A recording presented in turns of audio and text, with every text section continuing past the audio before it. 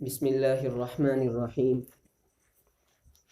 اللہ تعالیٰ کا لاکھ لاکھ شکر ہے کہ رمضان المبارک کا اللہ تعالیٰ نے ہمیں مبارک مہینہ عطا فرمایا، تو ہمیں اس کی قدر کرنی چاہیے، کیونکہ یہ اللہ تعالیٰ کا مہمان ہے۔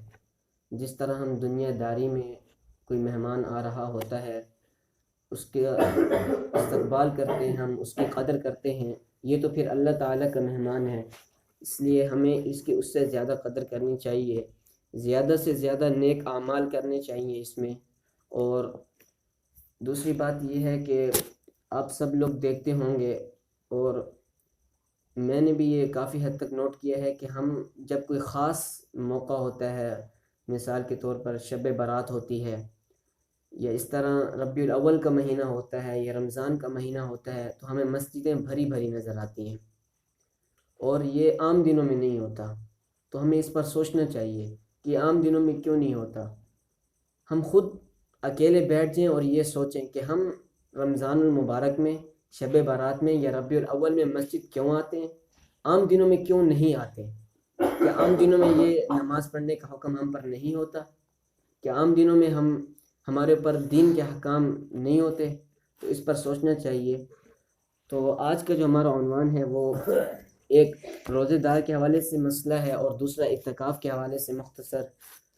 تو روزے دار کے حوالے سے اللہ تعالیٰ قرآن پاک میں فرماتے ہیں، بسم اللہ الرحمن الرحیم، وَابْتَغُوا مَا كَتَبَ اللَّهُ لَكُمْ وَكُلُوا وَاشْرَبُوا حَتَّى يَتَبَيَّنَ لَكُمُ الْخَيْطُ الْأَبْيَضُ مِنَ الْخَيْطِ الْأَسْوَدِ مِنَ الْفَجْرِ ثُمَّ أَقِمُّوا الصِّيَامَ إِلَى اللَّيْلِ۔ ترجمہ: تم لوگوں کے واسطے روزے کی رات میں اپنی بیویوں سے مشغول ہونا حلال کر دیا گیا، کیونکہ وہ تمہارے اوڑھنے بچھونے ہیں اور تم ان کے اوڑھنے بچھونے ہو۔ اللہ تعالیٰ کو اس کی خبر تھی کہ تم خیانت کے گناہ میں اپنے آپ کو مبتلا کر رہے تھے، خیر اللہ تعالیٰ نے تم پر عنایت فرمائی اور تم سے گناہ کو دھو دیا، سو اب ان سے ملاؤ، اور جو تمہارے لیے تجویز کر دیا اس کا سامان کرو، اور کھاؤ اور پیو اس وقت تک کہ تم کو سفید خط صبح کا متمیز ہو جائے سیاہ خط سے، پھر رات تک روزہ کو پورا کیا کرو۔ اس آیت میں اللہ تعالیٰ نے روزے دار کو ایک حکم دیا ہے۔ شروع اسلام میں یہ حکم تھا کہ رات کو ایک بار نیند آ جانے سے آنکھ کھلنے کے بعد کھانا پینا، بیوی کے پاس جانا حرام ہو جاتا تھا۔ مثال کے طور پر انسان جب رات کو سوتا تھا، آپ کی 9 بجے اگر آنکھ، پہلے زمانے کی بات ہے شروع اسلام میں، کہ اگر آپ کی 9 بجے آپ کو نیند آ گئی، اس کے بعد آپ رات کے 4 بجے اٹھے، 3 بجے اٹھے، تو اب آپ کے لیے نہ کچھ کھانا پینا جائز تھا، نہ بیوی کے پاس جانا جائز تھا، کچھ بھی، بس آپ کا وہیں سے روزہ شروع ہو جاتا تھا۔ لیکن پھر اللہ تعالیٰ نے یہ احکام کو منسوخ کر دیا۔ اس کے پیچھے ایک وہ ہے کہ بعض صحابہ سے اس میں کوتاہی ہو گئی، کہ وہ جب رات کو اٹھتے تھے 2 بجے 3 بجے، تو کوتاہی سے، غلطی سے کھا پی لیتے تھے یا اپنی بیوی کے پاس چلے جاتے تھے۔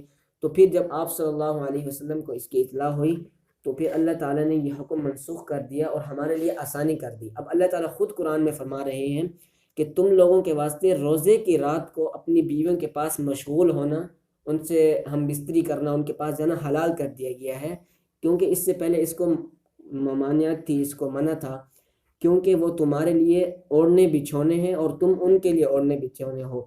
اللہ تعالیٰ فرما رہے ہیں مجھے اس بات کی خبر تھی تم اس میں خیانت کرو گے اور گناہ میں مبتلا ہو جاؤ گے، تو اس لیے اللہ تعالیٰ نے یہ حکم دیا کہ اب آپ لوگ رات کو یہ اپنی بیوی کے پاس جا سکتے ہو، کچھ کھا پی سکتے ہو، صبح صادق سے لے کر غروب آفتاب تک، جب سورج غروب ہو رہا ہوتا ہے تب تک آپ ان کھانے پینے سے اور جو خواہشات ہیں اس سے رکنا پڑتا ہے، رات کو آپ لوگ جا سکتے ہو۔ آگے اعتکاف کے حوالے سے اللہ تعالیٰ نے قرآن پاک میں فرمایا، وَلَا تُبَاشِرُوهُنَّ وَأَنْتُمْ عَاكِفُونَ فِي الْمَسَاجِدِ، اور ان بیویوں سے اپنے بدن بھی مت ملنے دو جس زمانے میں تم اعتکاف والے ہو، جو مسجدوں میں ہوتا ہے۔ اب یہاں پر اللہ تعالیٰ نے اعتکاف کے حوالے سے فرمایا، اور ان بیویوں سے اپنا بدن ملنے بھی مت دو جس زمانے میں تم اعتکاف کر رہے ہو، اور یہ اعتکاف مسجدوں میں ہوتا ہے۔ اس کا پہلا مسئلہ یہ ہے کہ اعتکاف کی حالت میں بیوی کے ساتھ صحبت اور اسی طرح بوس و کنار سب حرام ہیں۔ پھر اگر بوس و کنار میں بھی انزال بھی ہو گیا اور اعتکاف فرما رہے ہیں کہ اگر پہلے زمانے میں اس طرح ہوتا تھا کہ جو مسجدیں ہوتی تھی ان میں واش روم وغیرہ یہ نہیں ہوتے تھے، تو جو لوگ اعتکاف بیٹھا کرتے تھے وہ حاجت کے لیے، وضو کے لیے گھروں کو جایا کرتے تھے، یہ جہاں پر ہوتا تھا وہاں جاتے تھے.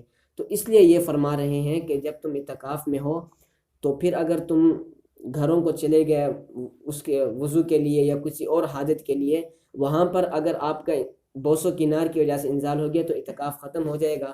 لیکن آج کل یہ مسئلہ نہیں ہے کیونکہ اب سب کچھ مسجدوں میں موجود ہے. دوسرا مسئلہ یہ ہے کہ اعتکاف صرف ایسی مسجد میں جائز ہے جس میں 5 وقت جماعت کے ساتھ نماز کا اہتمام ہو. جو اعتکاف رمضان میں نہ ہو اس میں بھی روزہ شرط ہے. اب کچھ لوگ ہوتے ہیں وہ منت مان لیتے ہیں کہ اگر میرا یہ کام ہو گیا تو میں اعتکاف بیٹھوں گا. تو اس میں فرما رہے ہیں اگر جس نے منت مانی پھر روزے کے رمضان کے علاوہ اعتکاف بیٹھا اس کے لیے روزہ رکھنا بھی ضروری ہے. آگے فرمایا اعتکاف والے کو مسجد سے کسی وقت باہر نکلنا درست نہیں ہے، البتہ جو کام بہت ہی ضروری ہو جیسے پیشاب وغیرہ یا کھانا لانے والا کوئی نہ ہو تو گھر سے کھانا لانا یا جامع مسجد میں جمعہ کی نماز کے لیے جانا، صرف ایسی ضرورت کے لیے باہر جانا جائز ہے. تو ایک اور مسئلہ یہ ہے کہ اگر آپ مسجد میں بیٹھے ہیں، جی کوئی عام چھوٹی مسجد ہے، اس طرح یہ مسجد ہے یہاں پر جمعہ نہیں ہوتا ہے، جمعہ اکثر مسجد ہوتا ہے، جامع مسجد ہوتا ہے، تو اس لیے نماز کے لیے جانا یا رات کو سحری لانے والا کوئی نہیں ہے پھر سحری لانے یہ جائز ہے. اور اعتکاف کے حوالے سے یہ حکم ہے کہ پورے محلے میں سے ایک شخص کا بیٹھنا ضروری ہے، اور محلے والے وہ شمار ہوتے ہیں جو مسجد میں نماز کے لیے آتے ہیں، جو نمازی ہوتے ہیں. اگر پورے محلے میں سے کوئی نہ بیٹھا اعتکاف کے لیے تو پھر پورا محلہ گنہگار ہوتا ہے، اور یہ آخری 10 دن کا حکم ہے. اسی لیے ہمیں چاہیے کہ ہم آخری 10 دنوں میں ویسے تو سب کو کوشش کرنی چاہیے، ورنہ ضروری ہے محلے والوں میں سے کسی ایک کو بیٹھنا چاہیے تاکہ تمام محلے والے اس گناہ میں شریک نہ ہوں. اللہ تعالیٰ عمل کرنے کی توفیق عطا فرمائے.